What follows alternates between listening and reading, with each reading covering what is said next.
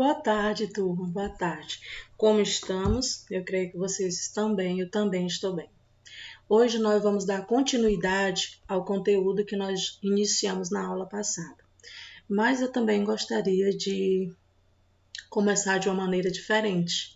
Não na construção do nosso hábito, mas eu gostaria de agradecer a cada um e a cada uma por ser o aluno que vocês estão sendo até aqui, por realizar as atividades, por participar, como vocês estão participando. Alguns de vocês estão conosco desde a educação infantil. E isso é muito importante para o seu crescimento, mas também para o nosso crescimento enquanto professor, enquanto pessoa. Meu muito obrigado por resistir a toda essa trajetória de dificuldade por conta da pandemia, por aceitar e se colocar como vencedor nessa trajetória. Chegamos até aqui. Que bom, não é, turma? Bom seria também se nós estivéssemos juntos, para estarmos olhando um para o outro e dizer a cada um quanto foi importante esse ano, embora com muitas dificuldades, com muitas coisas até ruins, mas eu creio que, se não todos, mas a maioria tiveram um grande aprendizado. Primeiramente, é o aprendizado de estar com quem ama vocês e que cuida de vocês, que é a família de vocês. E segundo, porque esse ano, com todas essas dificuldades, nos mostrou uma nova maneira de aprender, uma nova maneira de interagir.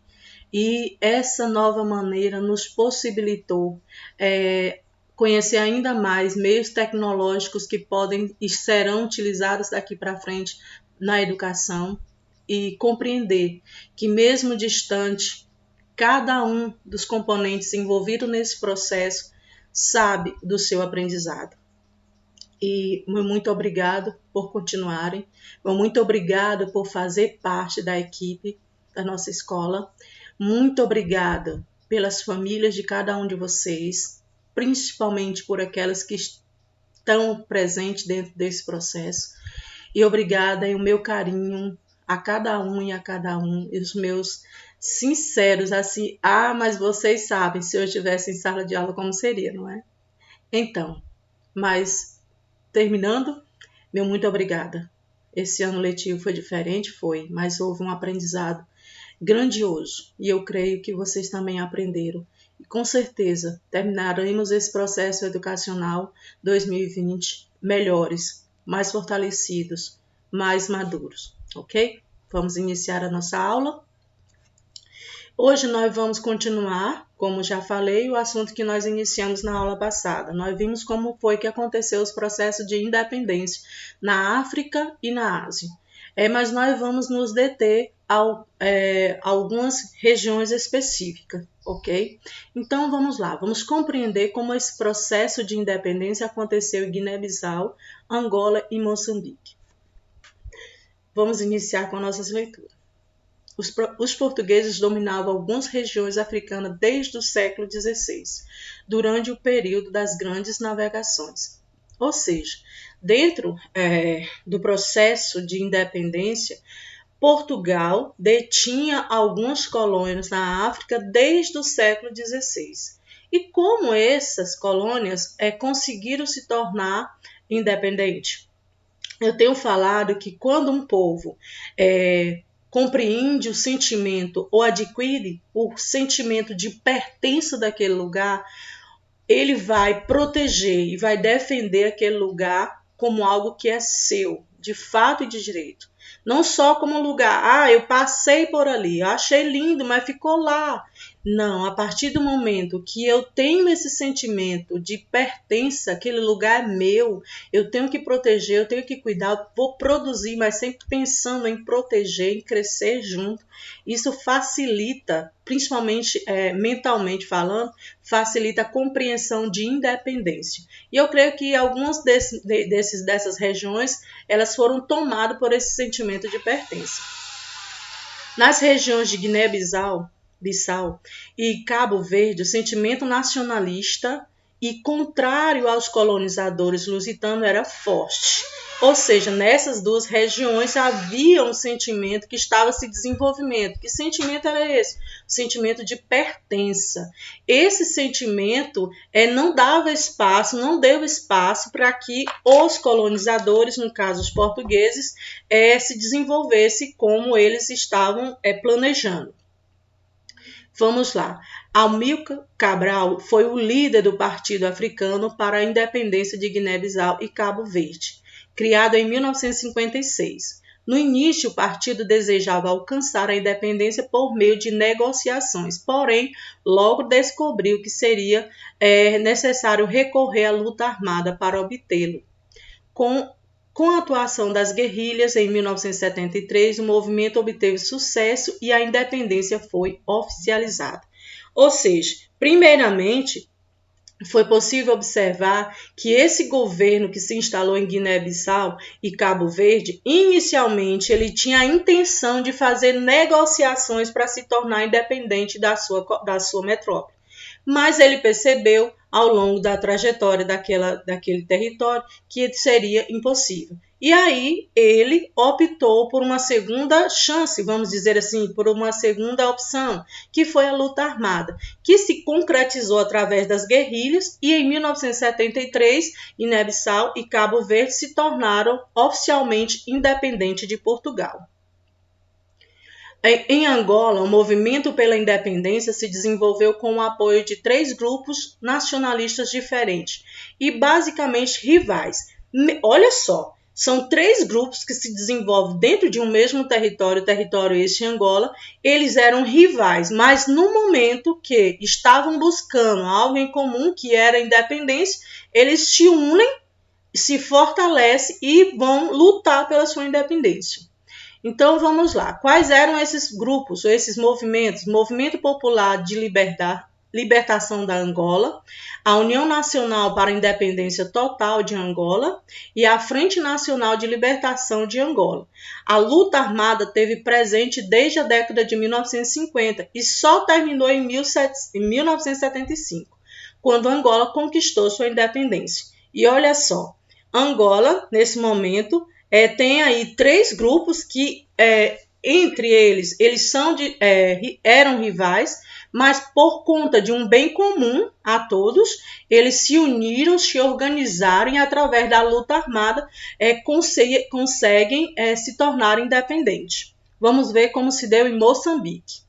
Em Moçambique, a independência também só foi alcançada por meio da luta armada contra as forças portuguesas. Um dos principais movimentos que lideraram os moçambicanos no conflito foi a Frente de Libertação de Moçambique. Também, utilizando a tática de guerrilha, o longo conflito só terminou em 1975 com a independência de Moçambique. Ou seja, não tão diferente da Angola, Moçambique também se torna independente de Portugal através da luta armada, ou seja, se utilizando das guerrilhas, de táticas de guerrilha para se tornar independente de Portugal. Além de movimentos armados nos locais de dominação portuguesa, foram empregados outros modos de resistência, entre eles a produção literária de caráter contestador e de denúncia, graves de trabalhadores e também práticas de desobediência civil, como a recusa em pagar impostos. Ou seja, está sendo ressaltado aí que além da luta armada foi também se utilizada para garantir a independência a produção literária. E essa produção literária tinha um caráter contestador e de denúncia, onde greves de trabalhadores e também a desobediência a pagamentos de impostos, ou seja, alguns impostos que esses povos não consideravam legítimos, eles deixavam de pagar e passavam a denunciar o que acontecia por parte de Portugal através da escrita. E essas escritas elas foram sendo conhecidas e a partir daí foram fundamentando o desejo de se tornar independente de Portugal. Então vamos lá. Vamos conhecer como se tornou independente Saara Ocidental e Guiné Equatorial. nos territórios das antigas possessões espanholas. Olha só, aqui nós já vamos estudar com outro perfil, não é? Nós vimos como Portugal, ele administrava suas colônias e como essas colônias se tornaram independentes de Portugal. Agora nós vamos ver como essas colônias se tornaram independentes da Espanha. Então vamos lá. Nos territórios das antigas possessões espanholas, o fim do domínio dos colonizadores não significou a efetiva aquisição de autonomia política em algumas regiões. Ou seja, embora tivesse tido o fim da dominação da Espanha, aquilo não se concretizou de fato no meio político, uma autonomia política para algumas regiões. No Saara, por exemplo, a retirada dos espanhóis que aconteceu em 1974 fez a região ser reivindicada por governantes do Marrocos, da Argélia e da Mauritânia, depois que foram encontradas jazidas de minérios no local. Olha só, mesmo se tornando independente da Espanha, o território do Saara Ocidental ele foi reivindicado por outras nações. E foi reivindicado por outras nações por quê? Por que essas pessoas querem esse território? Por conta das jazidas de minério que foram encontradas nesse local. A situação levou a uma série de conflitos regionais que até hoje marcam a história daquela região. Ou seja, depois de se tornar independente da Espanha, houve a reivindicação desse território por outras nações. E por que essas outras nações queriam ou quer esse território? Por conta das jazidas de minérios que foi encontrado naquela região. E até hoje isso abre porta para conflitos internos que acontecem até hoje dentro dessa região. Na região de Guiné Equatorial, a independência foi obtida em 1968. Atualmente, porém, o país vive sob o regime ditatorial em que Teodoro Obiang exerce o governo desde 1979, quando assumiu o poder, por meio de um golpe de Estado. Ou seja, a Guiné-Bissau ela se torna independente, mas cai dentro de um regime ditatorial que foi estabelecido a partir de um golpe de Estado. A desigualdade social é marcada no país. Muitas pessoas vivem em situação de pobreza, enquanto uma pequena elite se apropria da riqueza na região. Guiné Equatorial também tem sido alvo de muitas denúncias internacionais em relação à violação de direitos humanos e corrupção. Tunísia, Marrocos e Argélia. Como esses territórios se tornaram independentes? Nas possessões francesas, vimos de Portugal, vimos as colônias de Portugal, agora vimos também a da Espanha, agora nós vamos ver as possessões que pertencem a uma outra nação, no caso, a França. Nas possessões francesas, no continente africano, houve independência de dois tipos. Na Tunísia e no Marrocos foram feitos acordos e na região da Argélia ocorreram violentos conflitos. Então vamos lá. No final da Segunda Guerra Mundial, a França estava debilitada economicamente, assim como diversos países europeus. Nesse contexto, organizações sindicais e partidos políticos na região da Tunísia e do Marrocos passaram a reivindicar a autonomia política, embora não tenha acontecido uma luta armada organizada. Ocorreram protestos e levantes populares que pressionaram o governo da França a reconhecer a autonomia de Marrocos em 1956 e da Tunísia em 1957. Ou seja, Tunísia e Marrocos, por conta do contexto interno da França, elas entram em acordo com a França e mesmo não havendo um conflito, as pessoas vão à rua, elas se manifestam, elas protestam e aí consegue, a partir desses eventos, se estabelecer como independente da França. Marrocos em 1956 e Tunísia em 1957. Vamos lá, avançando. Na Argélia, o conflito armado pela independência foi longo. Durante 8 anos, milhares de pessoas foram mortas e a independência foi conquistada em julho de 1962. Muito tempo, não é? Congo, Ruanda e Burundi. A dominação belga, e aqui nós vamos conhecer como já vimos portugueses, franceses, holandeses, e agora vamos conhecer como ocorreu a dominação da Bélgica nesses territórios. A dominação belga sobre territórios africanos foi extremamente violenta e cruel. Os habitantes locais sofreram com trabalhos forçados e com a intensa exploração de suas terras. E aí vemos como os belgas dominaram aqueles territórios. Os congoleses passaram a reivindicar sua independência por meio da organização de partidos políticos e da mobilização da população. A administração belga tentou desestruturar os movimentos, incitando confrontos políticos locais entre etnias diferentes. Em 1960, contudo, durante uma conferência em Bruxelas, na Bélgica, sob pressão dos congoleses, a independência do Congo foi reconhecida e os belgas se retiraram da região. Ou seja, no Congo, o processo de independência não se dá através de um conflito armado, mas de uma organização. A administração no Congo, ela se mobiliza, ela cria partidos políticos e faz com que a população entre também naquela guerra, dentro daquele processo, naquela guerra entre aspas, vai em busca da independência do Congo. E aí, em 1960, há uma conferência em Bruxelas, na Bélgica, e dessa conferência, o Congo é reconhecido como independente da Bélgica, e a Bélgica e os belgas saem do território do Congo. Os belgas adquiriram os territórios de Ruanda e Burundi após a Primeira Guerra Mundial, quando a Alemanha perdeu as suas colônias ao ser derrotada no conflito.